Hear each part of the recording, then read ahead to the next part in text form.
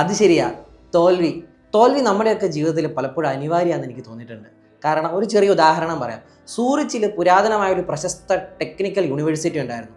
ഈ യൂണിവേഴ്സിറ്റിയിൽ അഡ്മിഷൻ കിട്ടാൻ വേണ്ടി ഒരു 15-കാരൻ വല്ലാതെ ആഗ്രഹിച്ചിട്ട് അവിടുത്തെ എൻട്രൻസ് എക്സാം എഴുതാൻ പോവുകയാണ്. എന്നാൽ എൻട്രൻസ് എക്സാമിൻ്റെ റിസൾട്ട് വന്നപ്പോൾ വളരെ നിരാശാജനകമായിരുന്നു. ആ പയ്യൻ തോറ്റുപോയി.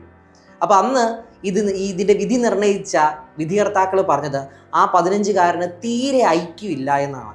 ഇപ്പോൾ എന്നോട് ചോദിക്കുകയാണ് അവിടെ അഡ്മിഷൻ കിട്ടിയത് ആരാണെന്ന് ചോദിച്ചു കഴിഞ്ഞാൽ അവരുടെ പേര് എനിക്കറിയില്ല, അവരാരാണെന്ന് എനിക്കറിയില്ല. പക്ഷേ ആ തോറ്റുപോയ വ്യക്തി എന്ന് പറയുന്നത് പിൽക്കാലത്ത് തിയറി ഓഫ് റിലേറ്റിവിറ്റി E=mc² കണ്ടുപിടിച്ച വിശ്വപ്രശസ്തനായ ആൽബർട്ട് ഐൻസ്റ്റീൻ ആണ്. അദ്ദേഹത്തിൻ്റെ ജീവിതം പറയുന്നതും ചില തോൽവികൾ നിങ്ങളുടെ ജീവിതത്തിൽ അല്ലെങ്കിൽ നമ്മുടെ എല്ലാം ജീവിതത്തിൽ അനിവാര്യമാണെന്ന് തന്നെയാണ്. കാരണം ചില തോൽവികൾ നമ്മുടെ വലിയ വിജയത്തിന് മുമ്പുള്ള വിളംബരങ്ങളാണ്.